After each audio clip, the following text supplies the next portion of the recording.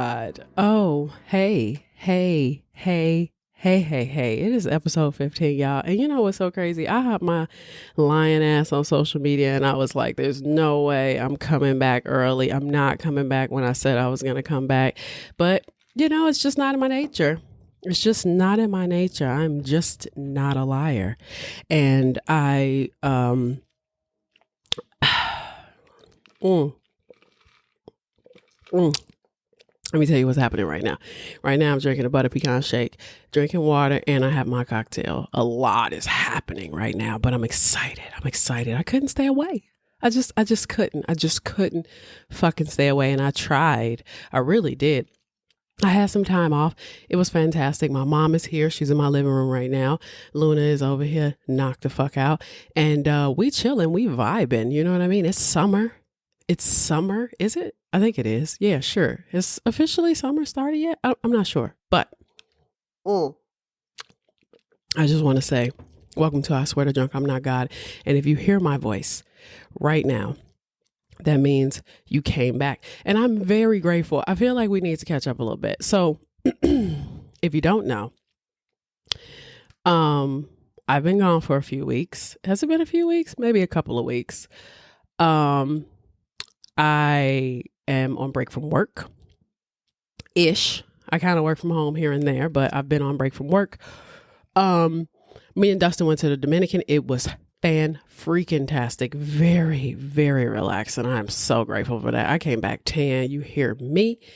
But excuse me, still mucusy. That's never going to go away. It's never going to go away.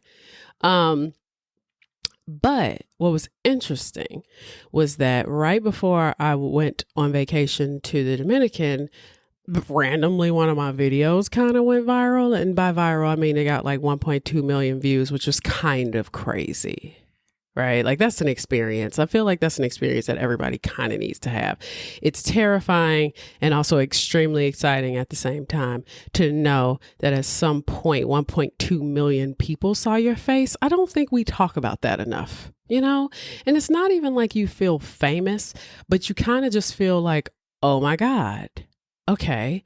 Like I had basically posted a video because Eminem had come out with a new track called Houdini, which I actually like because I like that song Abracadabra anyway, the original track.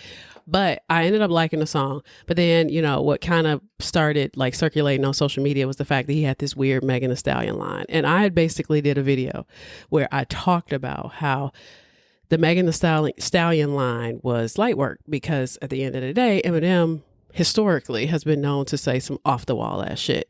So because that was a trending topic, it kind of like circulated and it happened pretty quickly. I want to say it happened within like 24 to 48 hours.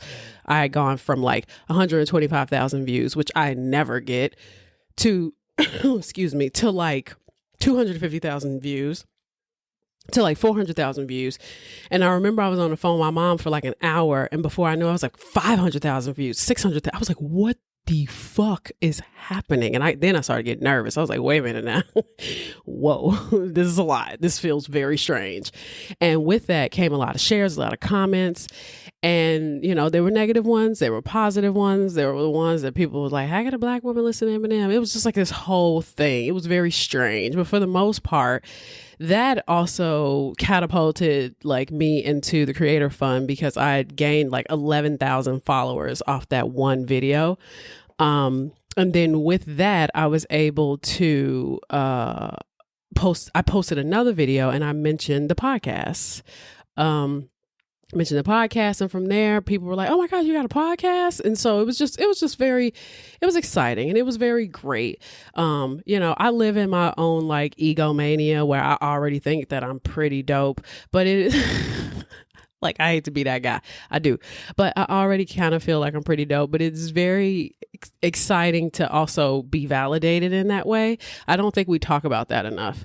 I know that a lot of people get online and they're like, oh, whoever like super posts on social media, you must be seeking validation and all that other shit. And it's like, yeah, duh. But also like, it's invigorating, if that's the right word, to like have a lot of people be like, yes, yes, oh my God, love you. You know what I mean? Like, it was just like so much love. There was a little bit of hate.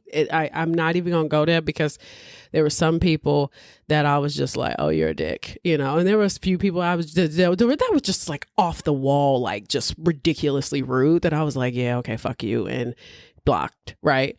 But I think it was also a test in my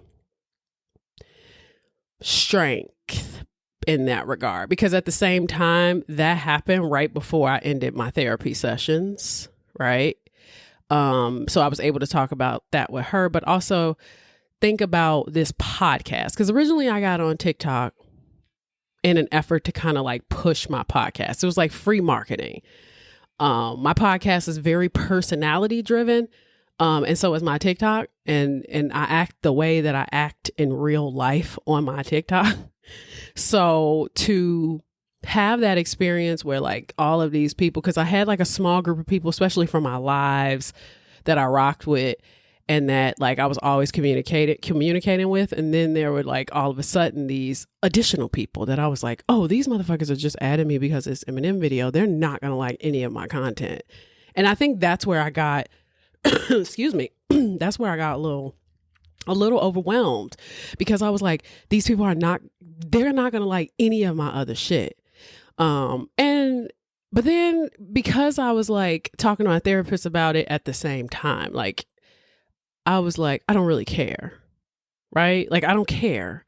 Like, I don't know these people. I was posting shit on TikTok well before that Eminem video garnered a little bit of attention. And I was only doing what I would have done had I just been in a room with my friends, right? Like I'm not performative is what I'm saying on TikTok. The same way I'm not performative on my podcast. You know, if you listen to my other episodes, then you know, like, I'm pretty much consistently the same type of person. Either I'm like super serious because the topic is serious, or I'm super like, you know, smart assy, or I'm just like goofy. You know what I mean? I'm always singing, I'm always dancing, I'm always rapping. That was nothing new. But you know, my homeboys was like, well, you know, you kind of got to keep that momentum going. And I'm like, I'm not going to fucking post a video every week about Eminem just so another million people could watch it. You know what I'm saying? And I think it's just more, to me, what became important with social media, because I only operate at this point on TikTok, is to just garner like some sort of community around, some organic engagement. Like, I wasn't trying to be methodical about it. I just posted a video about an artist that I loved. So that's all I'm saying. Anyway, that was just a little quick update of like what's been going on. So a lot had been happening, right? Like, therapy ended, my job, my season ended for my show. I'm going back to work like next week though. And then my mom's in town. My sister's back from New York. She was working with Forrest Whitaker on Godfather of Harlem. And then I went viral. You know, that I don't even want to call that viral, because like, to me, it's like, yes, it was 1.2 million views, but like, there are like millions of people, whatever. My mom gets mad at me when I do this shit, but I wasn't like trying to look at it like that. I was just like, this is just really insane. Like, having all these people comment on a video that I posted is really, really insane. The feeling it's weird. And then with all of the followers and all of the attention I was getting, it was kind of like pushing my content onto the For You page. And a lot of people were responding to older videos that I posted months ago, which was also very interesting, because then I was getting comments and messages like, oh my God, I love your content. And I was like, what is happening? Like, literally, I felt like my face was on fire. But we gonna sip to that. But you know, I got a couple of homeboys that's kind of just been like trying to push me out there. Right. And I appreciate that. I'm very grateful for that. I'm grateful for anybody who's listening to me right now, who went back. I had people hitting me up and was like, I listened to all of your episodes. I was like, wait, what? It's only been 2 weeks. Like, I was, you know, it starts to make you think about things. Right. But I prefer organic. And that's why I'm not super aggressive about even I swear to drunk I'm not God, is because I love to do this and I don't want to get so in it that I'm like jaded by it, because my ego is pretty sizable. But I like being on earth. And I also like, I do like the recognition. I will say that was very cool. So, I'm happy that I had that experience. Now we're in season 2, episode 15. Do I have anything else I need to update you on? Do I? Because you have no idea what I'm doing. I hopped on social media, I think beginning of this week, or even though I may have been over the weekend, and I was like, yo, I'm not doing an episode this weekend. Right. Or this week. Because I was supposed to come back Thursday. So I was like, this episode is supposed to fucking drop on the 27th. That was the plan, right? And then I kind of got swept into all of it, and my body was just so tired. I took like 2 weeks off of working out. My thighs are feeling it out because I started working out on Monday. And then like from there, it was like, oh, my work email. Sorry. From there, I was like, fuck, what we gonna do? Well, like if we stop for too long, are we gonna pick it back up? And I think that was like a like tiny bit of fear of mine, was that I was afraid, not that I wasn't gonna do the podcast ever again, but that I was gonna take too long. I was like, I got 5 more episodes of this fucking season. Like, chill, right? Like, just chill. So I have like, excuse me, I am so sorry. My allergies are jacked. But I have topics, right? But there were some that were just so overwhelming that I was like, I don't know. I don't know if I want to do that.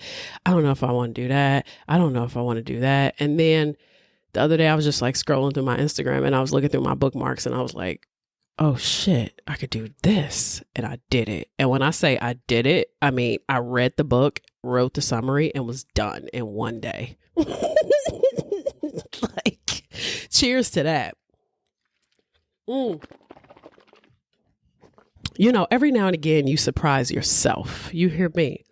But it came to me and I was like, boom, got it. Know what I'm going to do. So today, season 2, episode 15, we almost done with this season.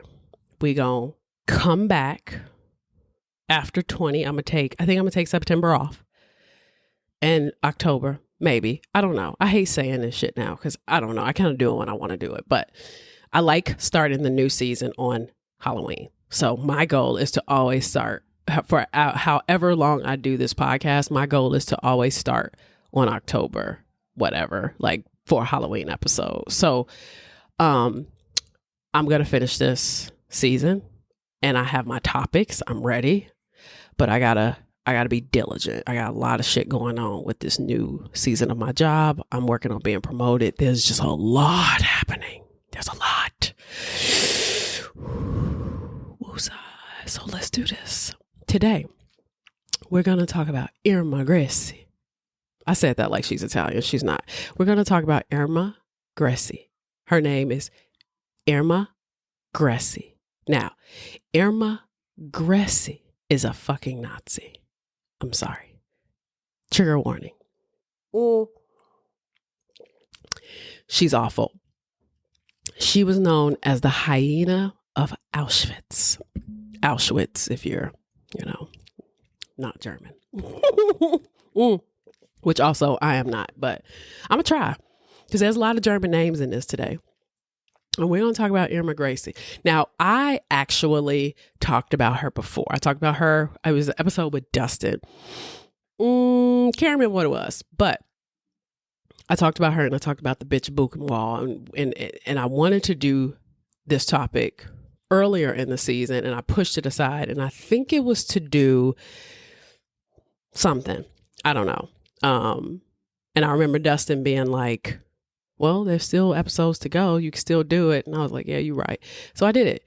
And it was a journey. That's why it only took me a fucking day. Like, it was not hard at all because she's a monster. The story writes itself, right?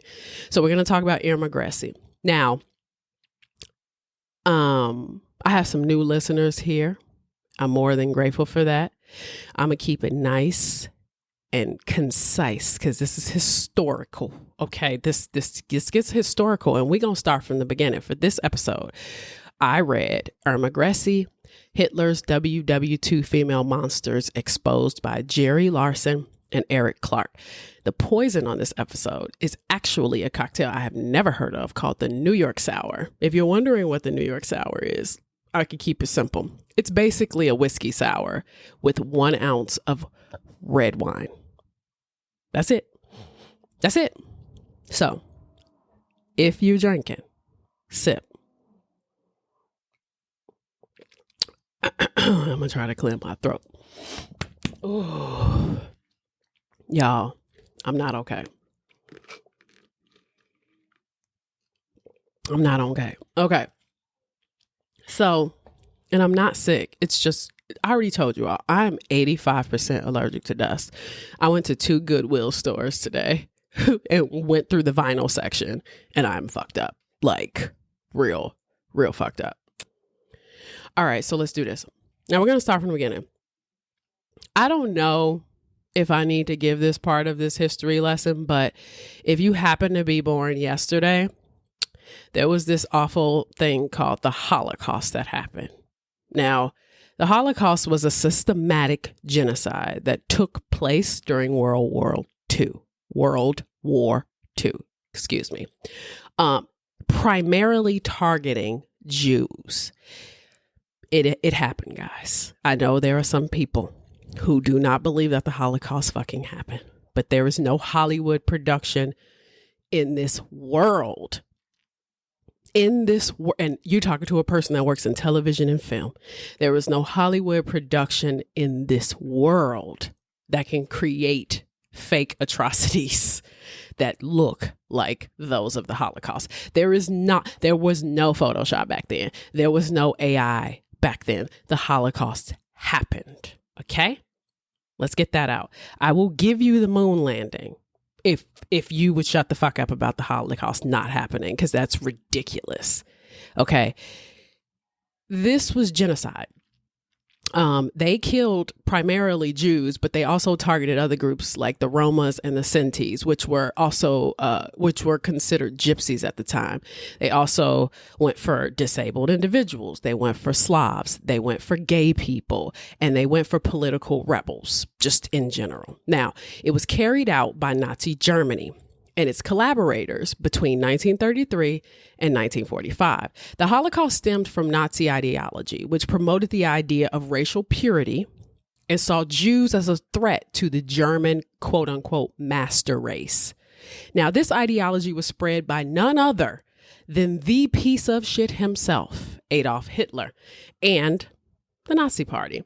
After WW1, Germany faced severe economic troubles, and they found themselves politically fucked up, like completely unstable. The Treaty of Versailles was a peace treaty signed on June 28, 1919, that officially ended World War I between Germany and the Allied powers, which was Russia, France, and Britain, then later Italy and the U.S.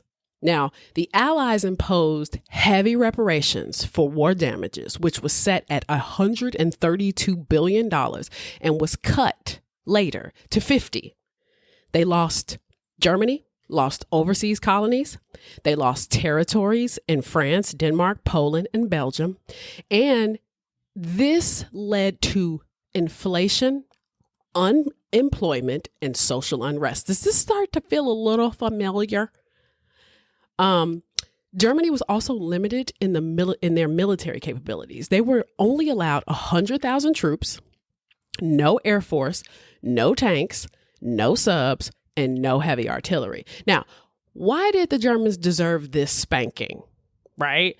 Well, during World War I, Germany's aggressive military actions initiated a war with Belgium and Luxembourg to defeat France and Russia. They wanted more territory in Europe and hoped, prior to WW1, to expand and compete with other European powers. They targeted a lot of civilians in the process, which drew to the U.S. being in the war. Now, prior to this, Germany was, in fact, the leader of the Central Powers, which included Austria-Hungary, Ottoman Empire, and Bulgaria. Not anymore, though. The power shifted to the Allies. Now, this beatdown created fertile ground for extremist political movements. The Nazis capitalized on widespread discontent by appealing to nationalist rhetoric and exploiting resentment over the Treaty of Versailles. They promised to restore Germany's greatness, undo the treaty's injustices, and rebuild the economy. Now, Adolf Hitler became the face of the Nazi Party. He was incredibly passionate, incredibly charismatic. His speeches resonated with many Germans who were annoyed with the Weimar Republic, which was basically the parliamentary democracy, and they basically yearned for a stronger leadership. The Nazis effectively used propaganda and symbols, such as the swastika, to spread their message and create a powerful image. Marketing. They targeted various social groups, promising solutions, and used good old politics to increase their momentum. They formed alliances and coalitions with other right-wing parties and groups, and gradually they expanded their political base, and they gained seats in the Reichstag, which is the German parliament, which is probably Reichstag. Yeah, probably. Now, the Nazis' paramilitary organization was called the SA, which is the Sturmbelteilung, sure, and later the SS, which is the Schutzstaffel. That was the main economic and administrative office. Now, they were engaged in violent street wars with political opponents, and they were instilling fear and suppressing ops. Now, this intimidation tactic helped weaken the opposition. Hitler and the Nazis gradually undermined the Weimar Republic from the inside. They exploited loopholes. They used parliamentary procedures strategically, and even pressured President Paul von Hindenburg to appoint Hitler as chancellor in January 1933. Now, the German parliament, the Reichstag, fire in February 1933, was blamed on communists and used as a pretext to push through the Reichstag fire decree, which was the end of civil liberties, basically. This was followed by the Enabling Act, which gave Hitler dictatorial powers, effectively dismantling democratic institutions and consolidating Nazi control. So Hitler is now a dictator. By 1935, the Nazis implemented discriminatory laws against the Jews, and other groups as well were deemed undesirable. These included the Nuremberg laws, which stripped Jews of their citizenships and civil rights. And then in 1938, in November, a state-sponsored massacre known as Kristallnacht, Night of Broken Glass, occurred, where Jewish homes, businesses, synagogues were attacked across Germany and Austria. Now, this was an escalation. It was basically state-sponsored anti-Semitic violence. As Nazi Germany expanded its control over Europe during World War II, they extended their persecution of Jews to occupied territories. This included rounding up the Jews, putting them in ghettos, and eventually deporting them to concentration camps. Excuse me. Now, in January of 1942, high-ranking Nazi officials convened at the Wannsee, I think that's how you pronounce it, conference to coordinate the implementation of the, quote, final solution to the Jewish question. This plan aimed at the extermination of Jews through mass shootings and later in death camps equipped with gas chambers. So, I need to sip.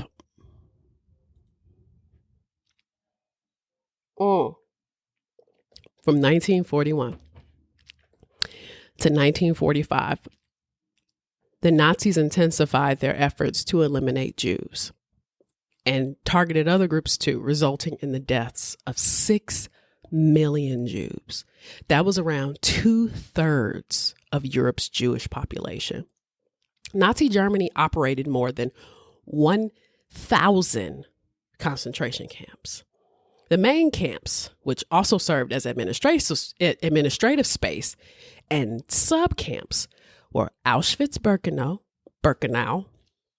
Buchenwald, Dachau, I think this is Sachsenhausen, and Ravensbrück. The camps were used for forced labor and as death camps. Some prominent death camps were, and everybody knows this one, Auschwitz-Birkenau, Sobibor, I think that's how you pronounce it, Treblinka, and Belzec.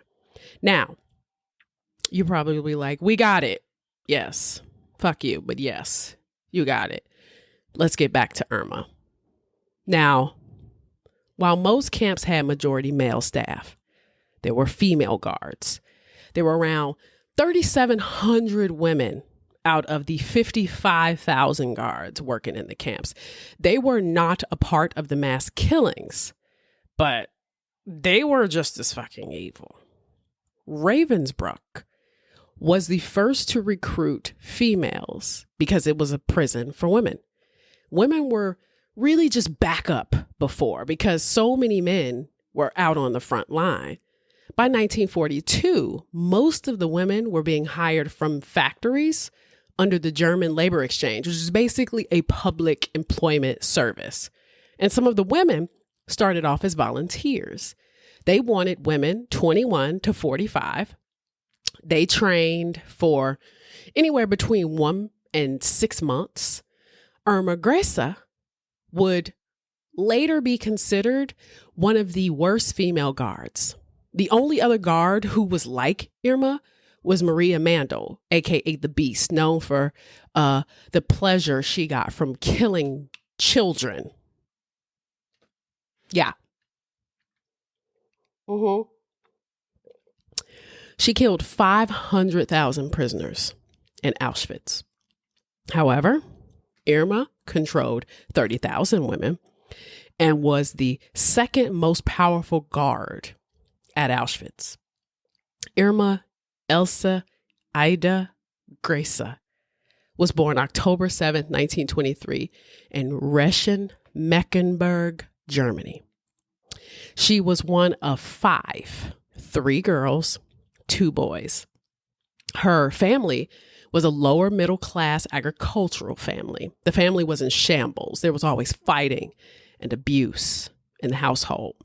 Her father, Alfred Albert Anton Grese, born in 1899, was a dairy farmer and an alleged Nazi party member himself. Bertha Wilhelmine August Winter, born 1902, Irma's mother, she married her father, Alfred, in 1921. She would later commit suicide in 1936 by drinking hydrochloric acid after finding out Alfred was cheating on her with a Helena Milan, born 1906. He married Helena in 1938. The father didn't really seem to mind Bertha's death, but the kids were pretty traumatized by this, obviously. I mean, Irma especially. By 10, Irma was into Nazism. 10. Because why not? Why? Just why not?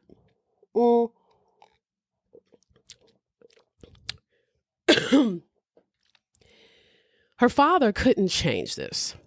Remember, do you remember the Enabling Act of 1933? That act is the act that gave Hitler his dictatorial power. Well, it also made Nazism mandatory in the elementary schools. She had already believed that the current republic was too liberal. By 10, Her attraction to these ideologies strengthened because, as an agricultural family, the idea of, quote, love your land made urbanization a disease to farmers.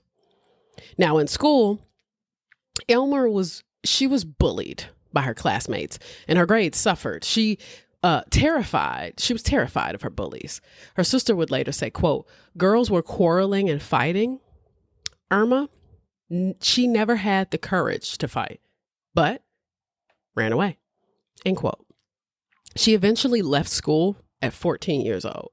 She worked on the farm a bit and then became a sales girl at a dairy shop.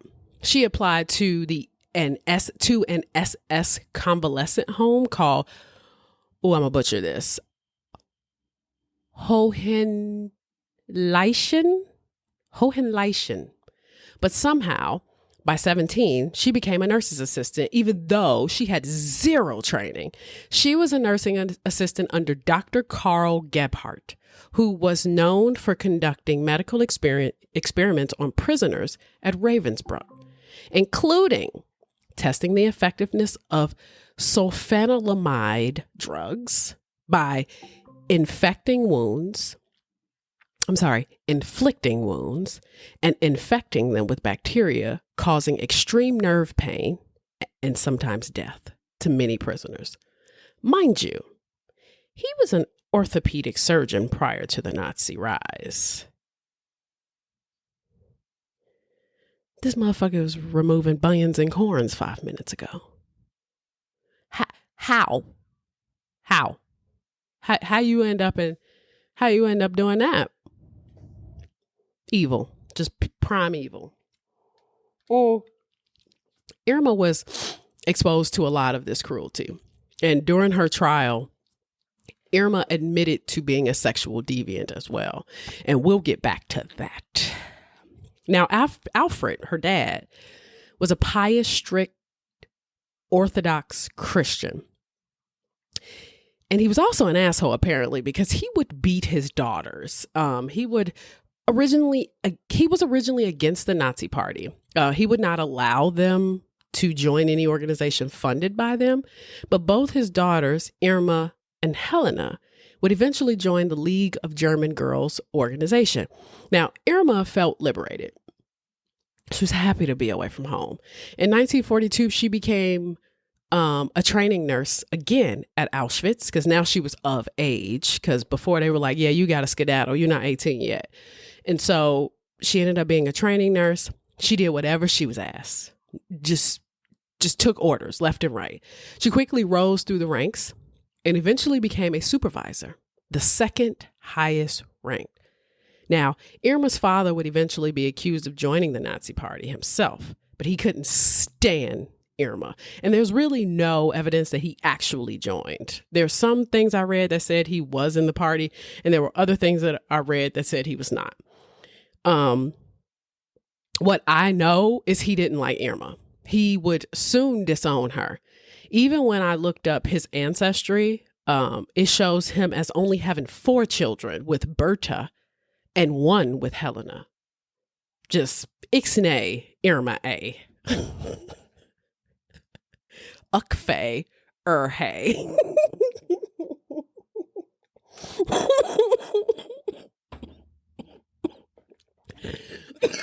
I keep having these fucked up coughing fits. Now, she moved to the SS female training camp at Ravensbrück as a, hear me out, SS Offensierinnen. Officerinen. It sounds like officer. It's basically an SS female officer. She was a female guard. When she was 18, by the end of training, Irma was a fucking monster. It only took about 4 days for her to become absolute evil. Around this time, Irma started sleeping with influential officers, according to Germaine Tillion, author of Ravensbrück. Quote, sexual relations between the SS and prisoners were strictly prohibited, but it seemed that liaisons between SS of opposite sexes were encouraged, and they lived in a kind of promiscuity some might call primitive, although their situation was anything but primitive. It appeared that all the officerherinnen, married or unmarried, had one or more constant SS lovers, and, so it seemed, they never overlooked an opportunity to talk comparisons with their colleagues. In addition to the lovers and the shop talk, their diversions, especially around solstices and equinoxes, were monstrous eating and drinking bouts, after which they were so far gone that men and women were unable to recall with whom they had spent the rest of the night. End quote. Irma was completely trained in 3 weeks. She had performed beatings at the camp on prisoners as part of her training. Irma was not just following orders. She loved it. Quote, according to Ella Lingensreiner, author of Prisoners of Fear, quote, brutality was part of the concentration camp system. The sadistic excesses in terms of sexual perversions and brutal beatings were, for the most part, rare. Grese was, therefore, an atypical example of an SS officerin. Most were not brutally cruel. For the most part, SS officerinen, that's literally what it is. And male SS officers and enlisted men were human beings who engaged in the business of murder, but were not sadists. Grese participated in inmate beatings at Ravensbrück, and this was merely a part of her training. She made 54 Reichsmarks per month, significantly less than what her colleagues earned. Presumably, she trained under Theodora Benz and learned to be a sadist, as Benz was one. End quote. By 19, she resented everybody and everything. She had uncontrollable bouts of anger and became brutal and sadistic when she had power. On a visit to her father, she initially wore her uniform knowing it would piss him off. According to her sister, she cried about this visit at the trial. Her father cursed her out. He beat her and told her he never wanted to see her again. She need not come back home. He was not happy with who she had become. This would haunt her for the rest of her life, but would also inflame her enough to commit some of the atrocities she would later commit. When she went to Auschwitz in 1943, they were building 4 crematoriums, and her sole role was to choose who went to the gas chamber and who was fit to work. She was so vicious that she actually scared other staff members. She was referred to as a, quote, dangerous nymphomaniac because she would force prisoners to perform sex acts on her. She even started sleeping with both male and female officers. So Irma's a bit gay. Sip. Last time I checked, that was against Nazi policy. You know, bit hypocritical. You know, I mean, at this point, she's just a runaway deviant. She's just a wild animal. What's always so fascinating to me, especially, and we're experiencing this a little bit with, Trumpers.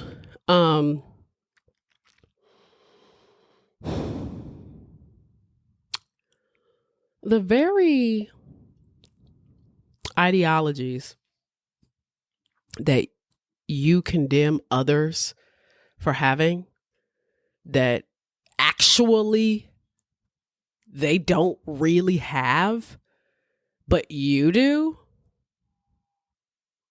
Like, it's a bit hypocritical, right? So really, the biggest issue here is that you are projecting your own flaws and insecurities onto other people that you deem inferior. So you don't hate them as much as you hate you. You hate yourself. It's kind of like people who are so aggressively homophobic, right? Like, I am one of those people. I'm an ally. I've had gay friends since I was a child. Had my first male gay friend was Dennis when I was a kid, and he played with my Fisher Price toys. And later Dennis ended up being transgender. He was gay. He was gay as a kid. And I think about the hatred he experienced from people in our neighborhood. Because let's take this down, like, all the way down. Like, let's go from Nazis and just go to West Englewood real quick. West Englewood, Chicago in the 90s. And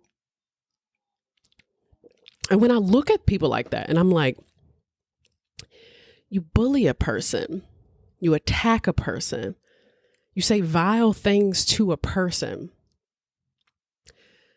and you don't know them. You don't know what they're capable of. You just go solely off of appearance. You assume the absolute worst.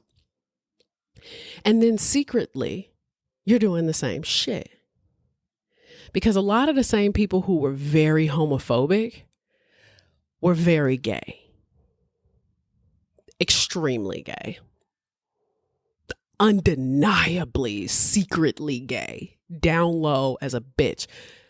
That is where that stems from. You all know at this point that I'm a huge Eminem fan. And I remember when Eminem was getting reamed for being gay. I'm sorry, what? For being homophobic. And I was like, maybe he's gay. Right? Maybe he's gay. He could easily be gay.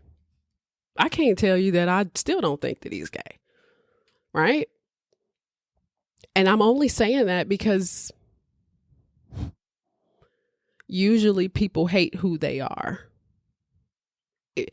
or who they're jealous of, right? Like you inherently, I think Eminem was also like a drug addicted, poor, mentally like unstable youth at that time, not also drug addicted. But then when we later heard the Relapse album and we heard that he was molested, 1 + 1 was all of a sudden starting to equal 2. Right? It's like, oh, okay, so maybe he isn't gay. Maybe he was a molestation victim. And even molestation victims find themselves erring on the side of being homosexuals because that's how they were introduced to their own sexuality, sometimes from a person of the same sex. Or you get like hypersexual males or girls who were molested by someone of the opposite sex. It works the same way. But I say that to say that these people who direct, because I used to tell this to my straight friends, like anybody who has an intense hatred for gay people in this day and age, what's your problem? Like it's one thing to not want to be hit on by a gay man because it makes you uncomfortable, right? Another man being hitting on you or another woman hitting on you. Okay, maybe that makes you uncomfortable. But it's another thing to hate a gay person so much that you want them dead. Right? Because to me, that kind of comes from a different place. Who do you really want dead? You? Yourself? Or somebody from your past that hurt you?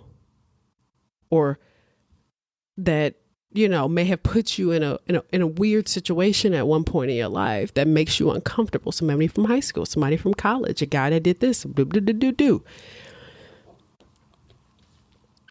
So you got somebody like Irma Grese, who is like comfortably gay, number one, bisexual, whatever. Either way, she's a sexual deviant. I don't even know if she's bisexual as much as she is a sexual deviant. It's hard to tell because she's also a psychopath who is not supposed to be homosexual because that's against the Nazi doctrine. You got somebody who is also not supposed to be sleeping with guards, but is doing just that.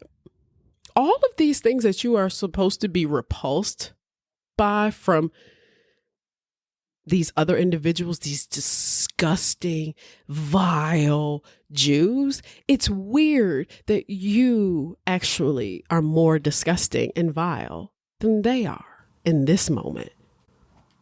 Right? Because you're projecting.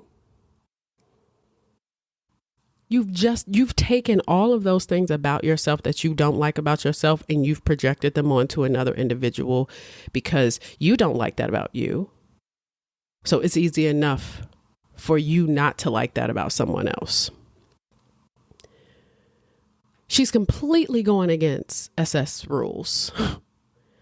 And she's not the only one. But they're the disgusting ones. They're the ones that are unclean, unruly, that need to be, contained, that need to be eliminated from the earth. But you're doing all this crazy shit. Not to mention, I don't know. Yeah. And then not to mention murdering all of these people. And Irma Grese, who as I was like reading more and more about, I was like, oh, she is completely mentally ill. I know I've said that time and time again from episode to episode. And I'm like, yeah, he's mentally ill. That's because they are. Mentally ill is not like an excuse. I'm not saying that they don't deserve any of the prison time or the death penalty or anything that comes with being mentally. I'm not saying, oh, well, she deserves to be in a hospital. No.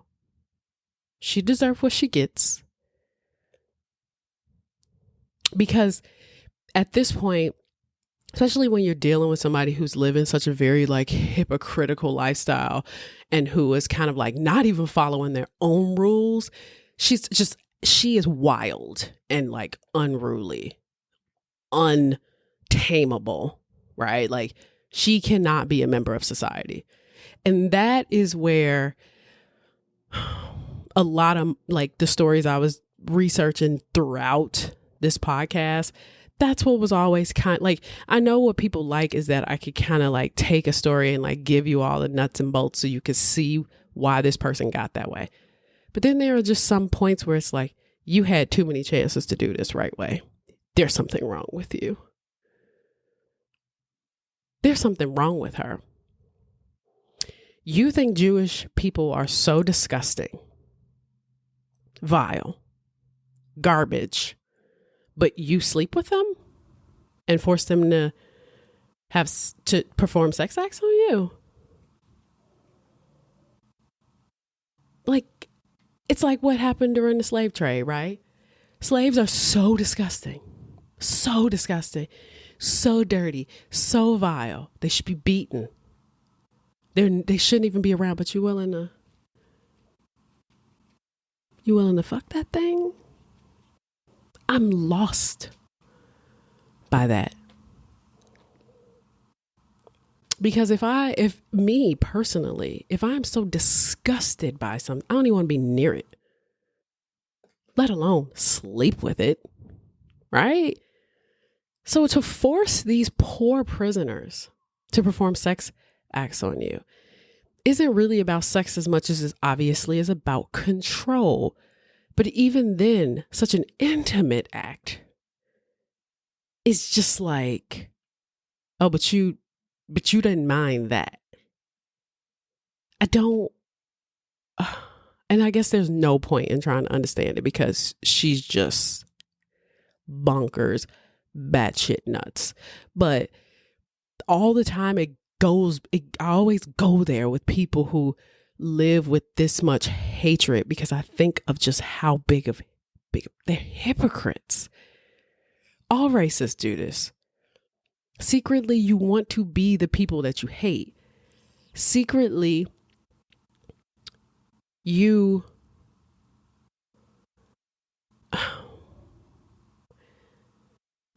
those things that you say that you hate about you actually hate about you.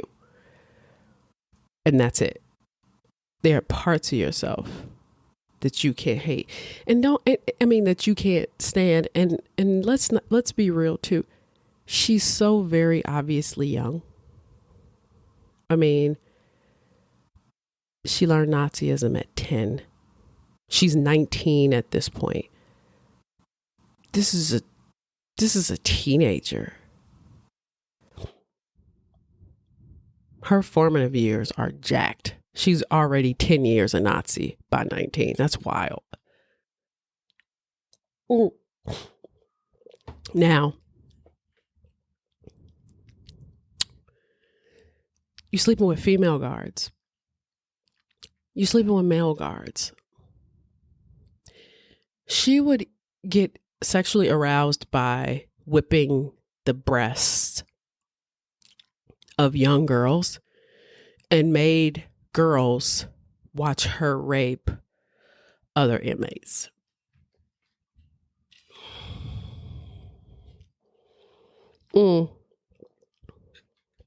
She had these German shepherds that she would have attack the prisoners and rip them apart.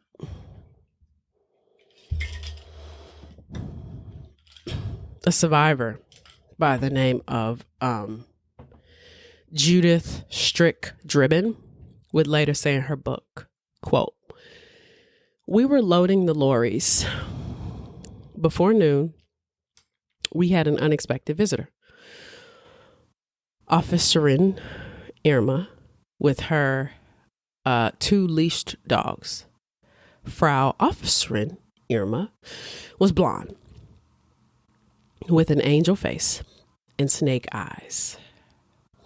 She was the camp's chief torturer. We were very careful not to attract her attention.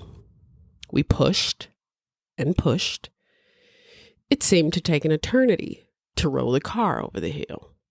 The next team was unable to coordinate its efforts. They were completely unnerved by our visitor. They hesitated and lost control of their wagon. It swayed, bowed down the hill, and capsized, scattering stone over the whole area. The prisoners were completely broken in spirit. Officerin Irma sicked the 2 police dogs on them.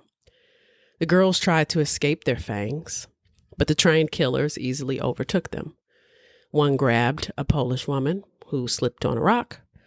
The other fell upon a Russian girl.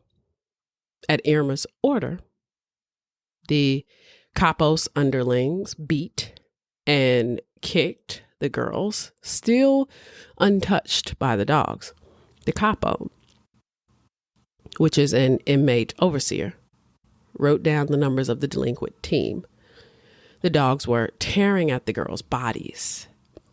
Irma came close to observe what they were doing. Her eyes were bloodshot. The sight of the blood seemed to intoxicate her. She panted. She was sexually excited. Everybody could see that. We stood in a trance as at a gladiatorial combat. Irma spent a year, 2 years at Auschwitz. By 1944, she was promoted and she would oversee 30,000 women at Birkenau, which is Auschwitz-Birkenau. She was an absolute psychopath and had a plethora of nicknames. One was the Blonde Angel of Hell, the Beautiful Beast, the Hyena of Auschwitz, the Blonde Beast of Belsen. She was constantly remembered by survivors for her physical beauty, which was very surprising to me because I found her incredibly unattractive. I am one person that will call a spade, even when they're evil. I remember listening to my Carl Pansram episode, and I was like, I mean, physically, he's hot. I mean, that doesn't not make him not a psychopathic rapist, but his early years, he was kind of hot. I mean, my eyes see that, right? Like, I can look at a car and see that it's like a good looking car. That doesn't mean it's a good car, right? Okay. Got it. Cool. It's a physical thing. So I acknowledge that they acknowledged her physical beauty, but I wasn't seeing it in any of the pictures. Didn't see it in any of the pictures. I was like, where is she cute? She looks crazy. And the fact that they kept talking about how beautiful she was irritated me. I mean, first of all, it's one thing to like think that someone's physically pretty. But I think, to me, if I were in that particular position, I would not be able to zone in on how she was physically pretty. I mean, even like, obviously, like, but, well, I take that back because I just said Carl Pansworm was hot. But I'm just saying, like, with her, she's just not. There's a difference. Not to me. You know, it's like, y'all talking a lot about how this bitch was pretty, and my eyeballs just can't process that data like that. Now, it was believed that she was sleeping with Josef Mengele, Mengele, aka the Angel of Death, was known for his cruel experiments on inmates, particularly twins. His experiments included attempts to change eye color, experiments with infectious diseases, and surgeries without anesthesia, which basically he's a torturer. Now, these experiments were conducted without regard for the suffering of the victims, and often resulted in death or severe injury, Mengele was also heavily involved in the selection process in Auschwitz. When they arrived on the platform, he decided who would be sent directly to the gas chambers and who would be subjected to forced labor or medical experiments, which is also what Irma's job was. And that's kind of how they, linked up, was because they worked together. Now, Mengele had apparently drew the line, though, when he heard that Irma liked to rape female inmates. The race and resettlement law that the Nazis implemented, which not only prohibited sex with the inmates, but also prohibited homosexuality. This is one of those moments where, like, you're not even adhering to your own policies. And I know this exists in everything. Okay. It doesn't start in Nazism, but like, it's hypocritical. The hypocrisy is staggering. I mean, we see this in the United States government all the time. We see it in the church. We see it in everything. But I'm just saying that I'm like, but you doing the thing that you say that you hate, and I'm confused. Like, oh, the race and resettlement law says that you can't have sex with inmates. I'm okay with you having sex with inmates, but female inmates? Whoa. Wow. Wow. Now, for some strange reason, like I said, these people found this woman attractive. She was blonde. She had blue eyes, which people love blonde hair. And she used to wear these like suits that were fitted because she was always trying to show off her figure. Apparently she thought she was cute as hell too, because she liked to walk around with her pistol and whip. And she would carry these items with the finest clothes on that she stole from poor people she murdered. And she would even get her dresses tailored. She also was known for wearing these very hideous military boots. Your girl loves a boot, but she was wearing these very awful, heavy military boots. She was, quote, particularly fond of a sky blue jacket with a dark blue tie. So basically the bitch was dressed like an evil Girl Scout. That's it. She liked expensive perfumes. And she used these perfumes in particular to torment the prisoners, to kind of emphasize what they didn't have and what she did while they were filthy and like malnourished and dying, some of them, and infected with lice. She would walk around with her expensive perfume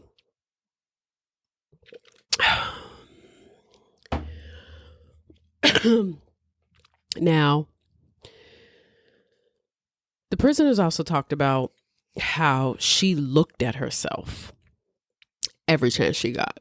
So she was a bit of a narcissist. She loved herself so very much. She loved to stare at herself in the mirror because she had also apparently wanted to be in the pictures. She wanted to be in the movies. She was full of herself. She abused the inmates she was sexually attracted to. One survivor told of an account where she was attracted to a man and proceeded to beat his girlfriend while he watched, only to fatally shoot him in the head and send the woman to the camp brothel. Her cruelty really had no end. She treated the female prisoners terribly, and it is believed at one time she killed at least 30 people in a day. She was known for whipping, specifically well-endowed women, across the breast and on their nipples.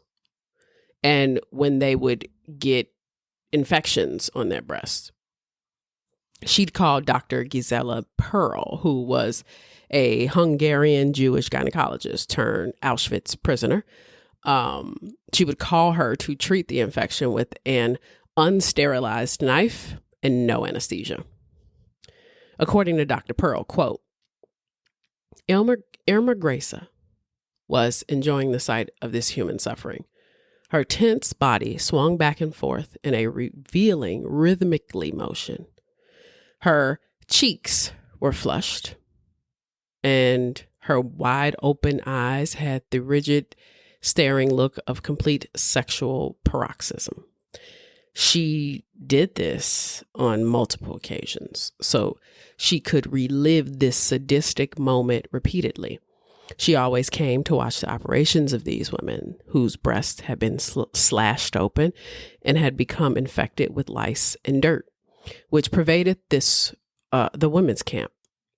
They had lice. They had a huge lice problem, obviously. Irma Grese invariably arrived to watch the operation, kicking the victim if her screams interfered with her pleasure, and giving herself completely to the orgasmic spasms which shook her entire body and made saliva run down from the corner of her mouth. End quote. This bitch was so evil that she would deliberately tie pregnant women's legs together during childbirth.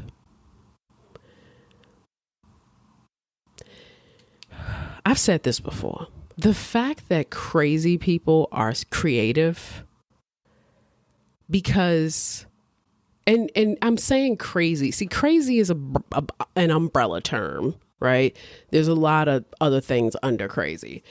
This girl is a sadist to the highest degree. You tied these women's legs together while they were in the middle of childbirth? I wouldn't have even thought to do that. Eventually, though, Irma would get pregnant herself, but she got an abortion, which was also prohibited. She ultimately offered the doctor, Dr. Gisela Pearl, a coat and a chance to share her breakfast, which, like, thanks, only to blackmail her at gunpoint so she would perform the secret abortion. Even though a prisoner was not allowed to touch a guard, Pearl did it. And she feared the entire time that after she finished that abortion, Irma was going to shoot her. She didn't. She never got her coat, nor did she get her breakfast. Now, sometime evil finds love. And apparently she fell in love with a Sergeant Franz Wolfgang Hatzinger, the chief engineer of Auschwitz I. He was a part of the construction department. Irma left Auschwitz in January of 1945 and was transferred to Ravensbrück. Hatzinger was sent to Bergen-Belsen in northern Germany, and she followed suit. Now, Bergen-Belsen was even worse, as the conditions were terrible, but they were forced out of Poland when the Red Army seized it from Hitler. So, most of the SS guards ended up there. Auschwitz was liberated by the Red Army, the Russians, or Soviet Union, on January 27th, 1945. And this date now commemorates is commemorated as International Holocaust Remembrance Day. Most of the prisoners at the Polish camps were killed, and Bergen-Belsen was basically a dumping ground. Not so fun fact. Now, it is believed that Irma was in the camp when Anne Frank was. We should all know who Anne Frank is, and I really don't want to get into that because that story just makes me so incredibly sad. Oops, sorry. Now, Irma didn't calm down. She actually got worse. Quote, there, Grese was known to make prisoners kneel for long periods of time. Prisoners also had to hold heavy rocks over their heads during long roll calls. They were also often forced to stand for hours in the snow, ice, and rain from 3 o'clock to 9 a.m. If someone did not stand up straight, she would beat the prisoner with a rubber truncheon until the prisoner was unconscious. She also greatly increased the death counts by ordering selection parades as she had in Birkenau. She was there for 3 weeks and was already being called the Beast of Belsen. The Allied forces were making their way through Europe, liberating Nazi territories and concentration camps. And on April 15, 1945, Bergen-Belsen was liberated by British forces. Now, Irma wasn't done. She didn't leave either. Her decision to stay put her in danger due to a sweeping typhus epidemic. Unfortunately, she did not contract the disease, though. It's like evil persists. Hatzinger, her boyfriend, only 35 years old, died of it on April 23rd, 1945. When the British uncovered the camp's horrendous conditions, they were informed that cannibalism of dead prisoners had occurred. Harold Osmond Ledrulinek, a prisoner at Belsen for its last 10 days, described witnessing a prisoner cut a portion of a corpse's leg with a knife and eat it. Other inmates recounted horrific tales of starving prisoners consuming the kidneys, livers, and hearts of corpses. During the liberation, Irma continued her brutality, this time against British Army troops. She attacked Brigadier Bob Daniel when he attempted to enter a hut in Belsen. He recounted that after the hut's lock was shot off, he felt something poke him in the back as he tried to open the door. Turning around, he saw Irma Grese standing behind him with an Alsatian dog on a long leash. That is a German shepherd. She was pointing her silver revolver at his back. He shouted at her, and she ran away. The males were arrested, but the women were asked to bury all of the corpses lying around the camp. And when they found her, she was in another camp with a bunch of other female SS guards.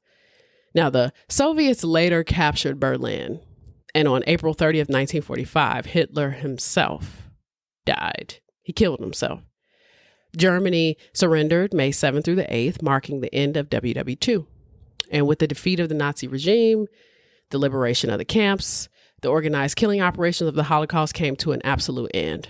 Survivors were freed, although many were in terrible physical and psychological conditions. Some even died after being fed due to malnutrition. Millions of Holocaust survivors found themselves displaced. The Allies established the displaced prisoners' camps to provide temporary shelter and aid. Then, the Allied powers conducted a series of war crime trials.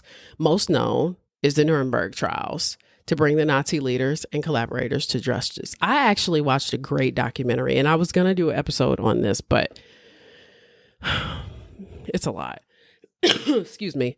I watched this documentary on the Nuremberg trials, where they actually have the footage from the trials.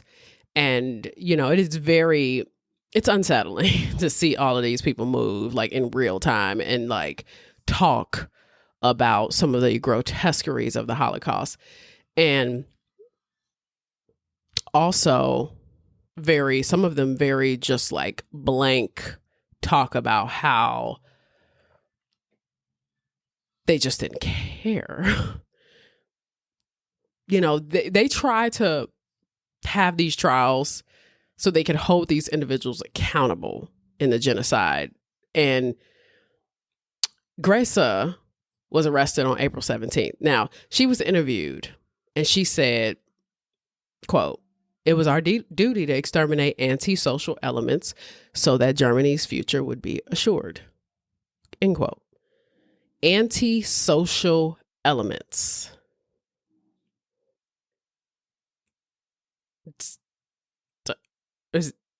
You, I think you forgot how to pronounce Jewish people.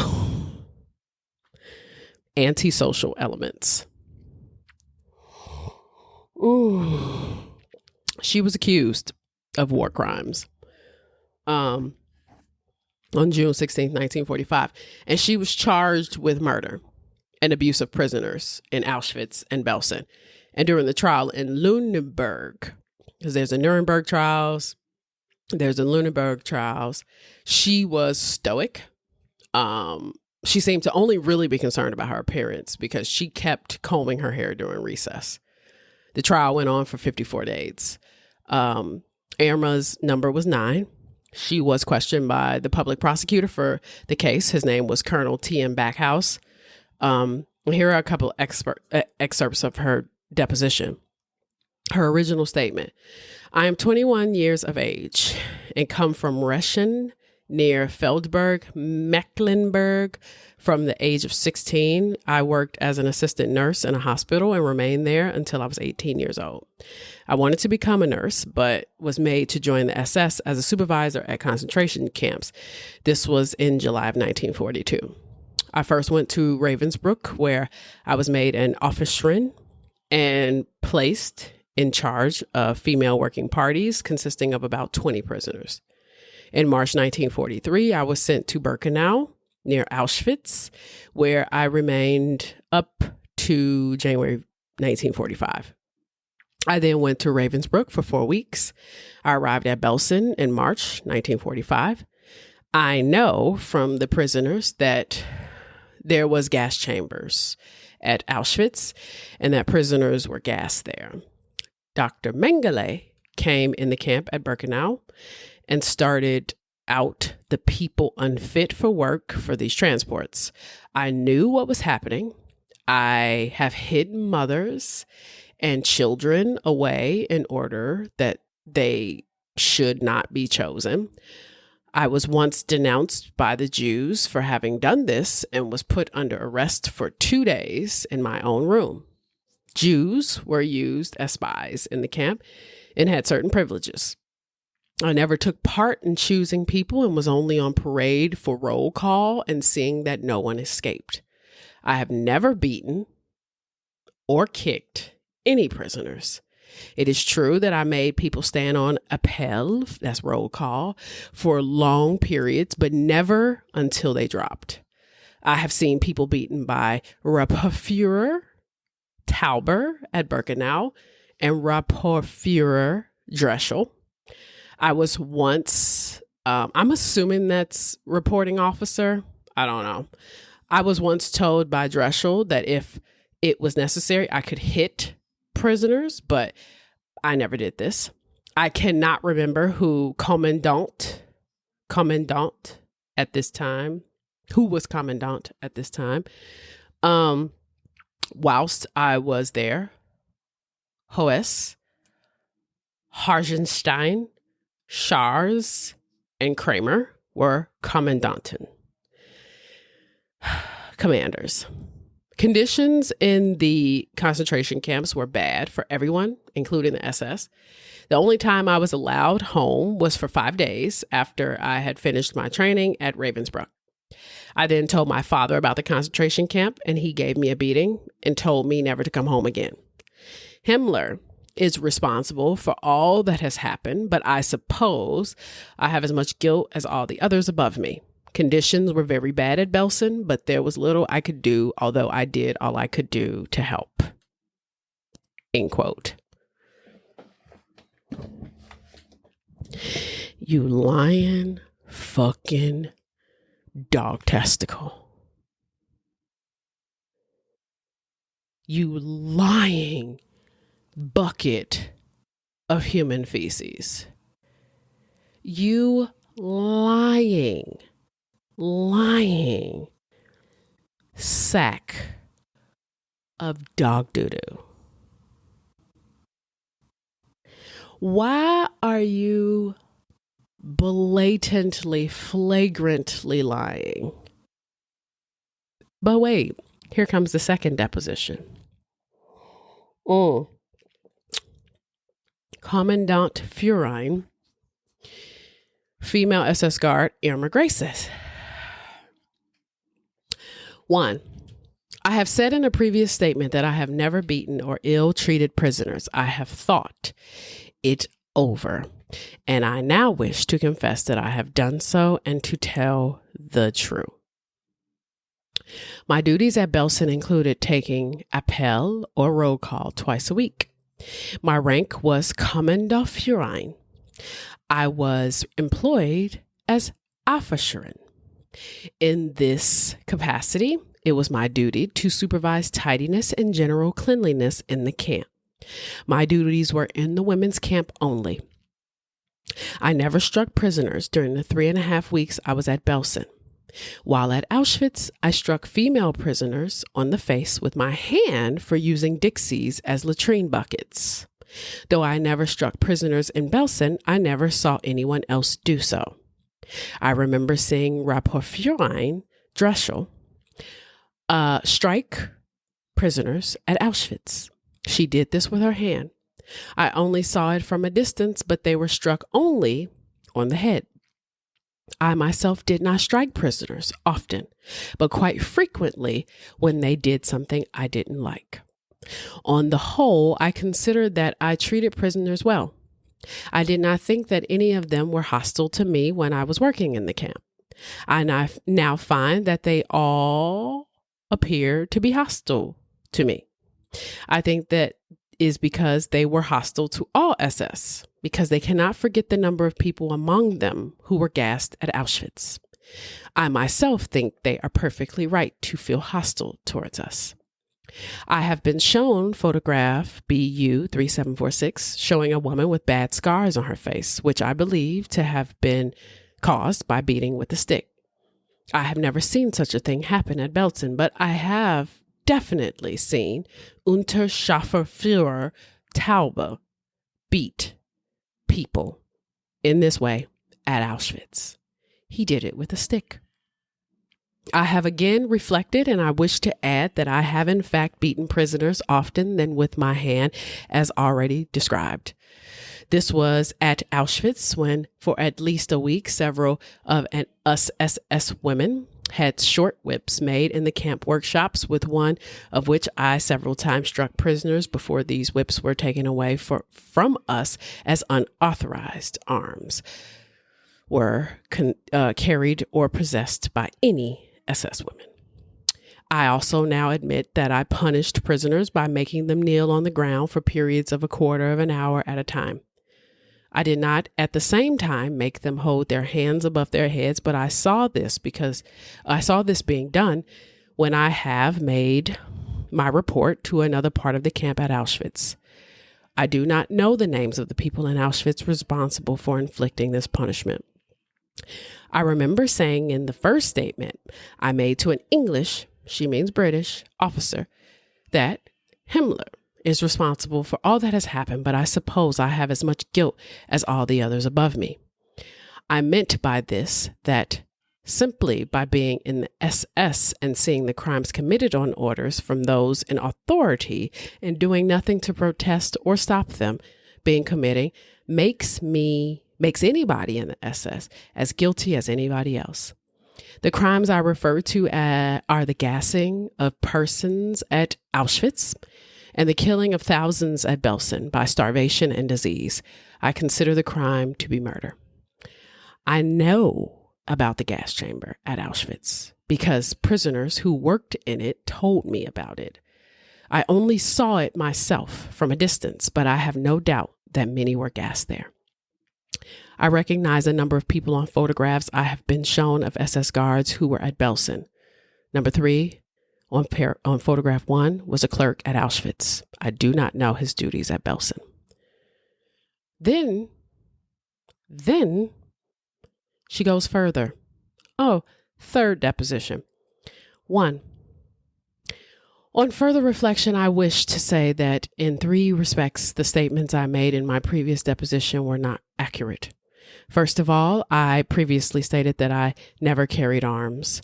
In fact, Officer Reninen at Auschwitz did carry pistols, I among them. My pistol, however, was never loaded, and I did not know how to use it, nor did I ever do so. Second, when I stated that the only time I had used a weapon to beat prisoners was when I had a whip for a week, this was untrue.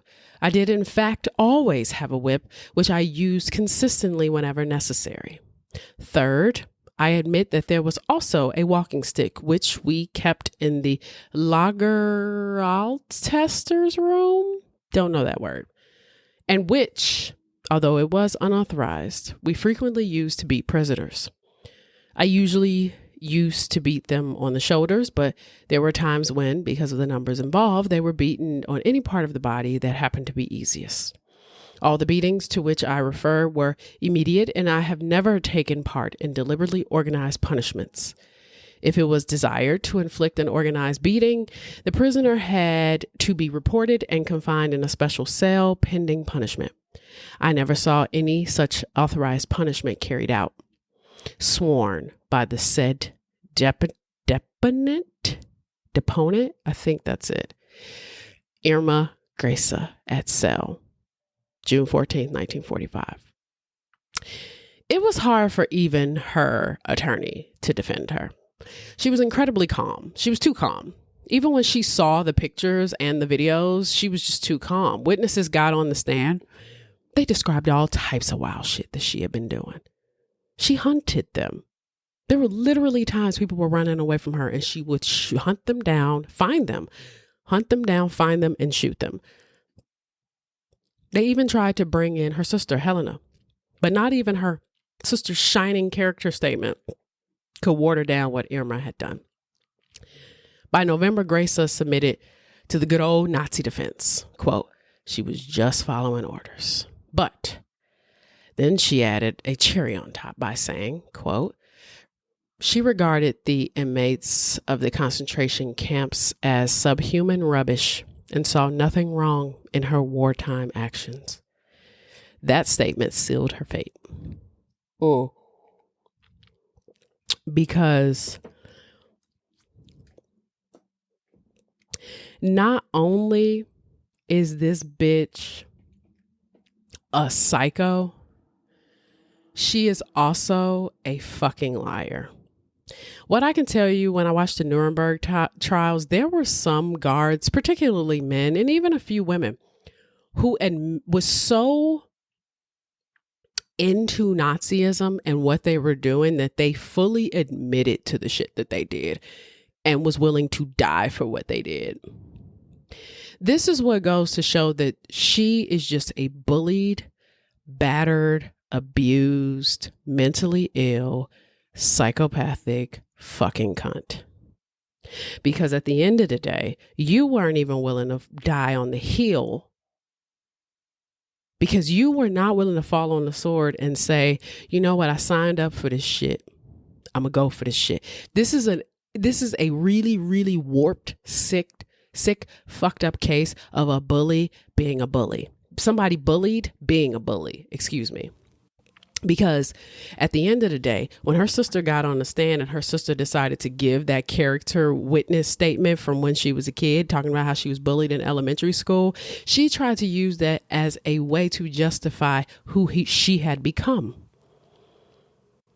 Because the bullied is always bullied. The bully is always bullied by somebody. Even if it's not somebody at school, it's probably a sibling. It's probably a cousin. It's probably a parent. Everybody has something that's happened to them that they feel like they want to take out on someone else. And the war created a perfect opportunity for this child, by the way,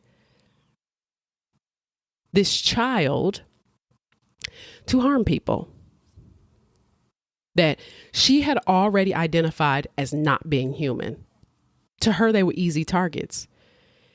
Because you take your crazy ass to this hearing and you testify and you blatantly bold-faced lie to the prosecutors and you tell them that you did absolutely nothing fucking wrong when they have survivors and witnesses that can comfortably say, and all stories are in sync, that you did a lot. You raped women. You sexually assaulted men. You tied pregnant women's legs together. You sicked 2 German shepherds on dogs. 2 German shepherds on prisoners and let them rip them apart. You hunted people. You sent them to the gas chamber. You forced these people to do all types of vile shit. And then you bring your scary pussy ass onto the stand and say that you did nothing wrong, that you didn't beat anybody. And then you did 3 statements, doubling down on some of those lies and admitting to others, but then glossing over them, trying to make it seem like it wasn't as bad as it actually was.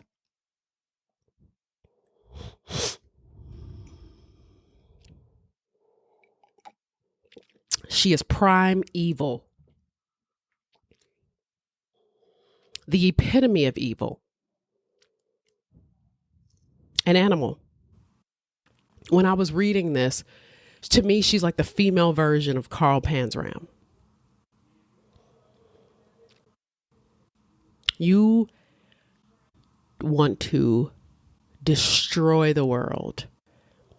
She was pissed ever since her mother killed herself. And I love to give her the excuse. She was a kid. She was a kid. She was definitely a kid. Her daddy didn't give a shit. He was beating her. Sure. All of that is still true. But in this moment, 2 things can exist in the same space because there are a lot of people who had that experience and they didn't turn out like that. This was a perfect storm because Nazis. Perfect opportunity to fuck people up. With permission. Because, she scared a lot of fucking prisoners, but she also scared a lot of officers too. And even when you hear the testaments of some of the prisoners, some of the survivors, they even say most of the guards looked at murder as their job. And you go off and you decide that you want to commit all of these horrible actions under this umbrella of Nazism because you thought this whole thing was going to work out in your favor. And she ain't the only one. A lot of people thought it was going to work out like that. But then you had people like Hitler who, quote unquote, maybe killed himself. Then you had some of the worst Nazis flee to Argentina, which has always been wild to me. You go to South America, a lot of Nazis went to South America. But that little statement she said at the end,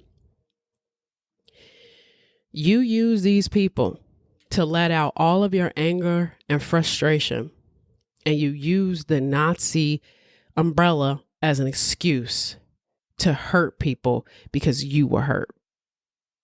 There are a lot of people who had lives like hers, and they would have never done some of the things that she did. But that is also because she is fucked up in the head. No doubt about that. That girl is sick. Out of the 16 female guards charged, she was considered the cruelest. And out of those guards, only 3 female guards were sentenced to death. And she was one of them. On November 17, 1945, she was sentenced to death by hanging along with Juana Bormann and Elizabeth Volkenroth and sent to Hamelin prison. Irma's attorney even said he saw her crying. And she would later try to appeal, but was rejected. On December 8, 1945, she remained unremorseful and arrogant until she was executed, claiming that she had followed the Nazi orders. Irma and the two other women sang Nazi songs throughout the night. Following morning on December 13th, 1945 at 10:03, quote, Brigadier Patton Walsh stood with his wristwatch raised. He gave me the signal, and a sigh of released breath was audible in the chamber. I walked into the corridor. Irma Grese, I called. The German guards quickly closed all grills on 12 of the inspection holes and opened one door. Irma Grese stepped out.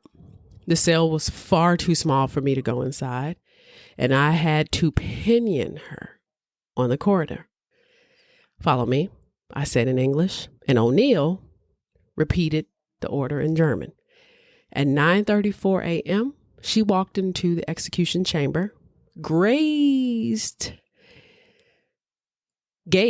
for a moment at the official standing around, then walked on the center of the trap where I had made a chalk mark. She stood on this mark very firmly, and as I placed the white cap over her head, she said in her languid voice, Schnell, meaning quickly. The drop crashed down, and the doctor followed me into the pit and pronounced her dead. After 20 minutes, the body was taken down and placed in a coffin ready for burial. Irma Grese was 22, and she was the youngest Nazi to be hanged, and also the youngest person ever hanged by the British during the 20th century. You know, there are many ways to go out.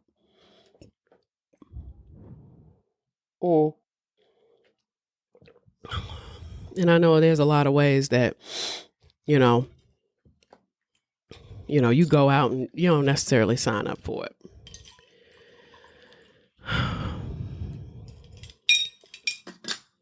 And I know under normal circumstances, I like to give some nut jobs some benefit of the doubt because I'm like, damn, you were dealt a shitty hand.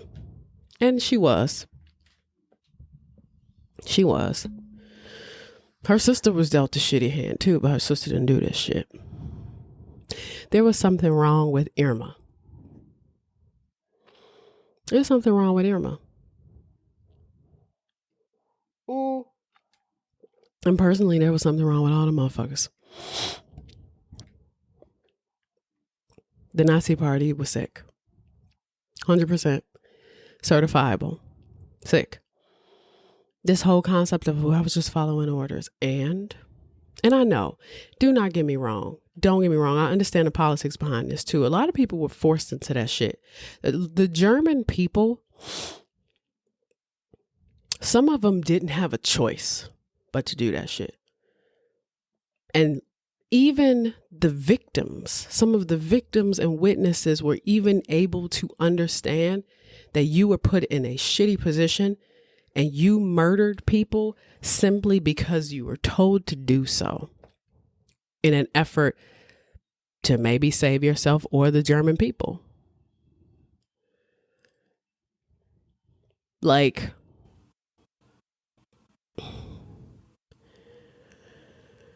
I'm just saying. I just feel like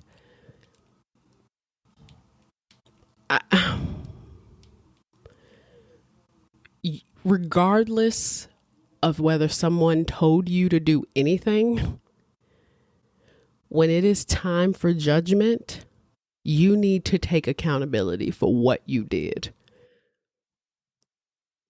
And you would be surprised at how many of those people got 2 years, 3 years, 5 years. Because maybe they didn't commit the atrocities that she did, but they were there. They were forced into it. They ushered people into the gas chamber, but it also matters how much remorse you feel. She didn't. She didn't feel any remorse. And I feel that would have made some level of difference. Instead of you blatantly lying in three different statements, changing your story constantly. Because as a prosecutor, you would look at that and be like, obviously lying, right? Obviously got witnesses that can attest to everything that this girl has done. Do we really need to even talk to her anymore? And, you know, it's unfortunate that this woman's life had to end this way, but it's also very unfortunate. The whole situation is very unfortunate. Jews didn't deserve that. Jews didn't deserve that. At the end of the day, you just following orders is not enough. It's not enough. It's not an excuse. And people like Irma Grese would have never changed. That level of sadistic behavior isn't just going to dissipate because the war is over. No. They did the right thing by hanging her. Some people are unfit for society, and she was one of them. So, I came back to traumatize you. We got 4 more now. 4 more episodes left. I think this will be a nice season. This was kind of a serious episode. Sorry. You know, when I started doing this, I was like, if you listen to my podcast, you know that I don't really like to, some topics I'm like, you kind of do some funny shit. And I told you I try not to be performative, but like certain topics, I'm like, this shit ain't funny. Like if I had done a whole episode on slavery, it just would have been serious as fuck. It wouldn't have been funny. But I did find Irma Grese, especially as I was diving deeper into her life, interesting. She was a very interesting subject to explore. So I hope you learned something. And as always, I hope you enjoyed the New York Sour. Thank you so much. If you're new here, thank you. Hopefully next time I'll clean my sinuses and I'll get this under control, but it's unlikely. I've had sinus issues this whole fucking podcast, but I can barely breathe right now. But I hope if there's anything you can take away from this, just deal with your shit. Like when you have shit that happens to you, and obviously psychology and things like that, not even really, I mean, it's less about Irma Grese because, you know, the times, it was just a shitty time. But I always think about this. I'm like, when you have your own personal issues, do not project that shit on other people. Other people don't have nothing to do with that. You know, fix your shit. Fix your shit. Don't blame other people for your problems. So, I guess that's all I can kind of take from this. Nazis suck. Irma Grese sucked. But you all are the shit. And I hope this makes sense when I listen to it tomorrow, because if not, I'm gonna have to re-record it. I say that every episode. So, all right, let's do this. Thank you for coming, and I'll see you all on the flip side. Cool. Oh.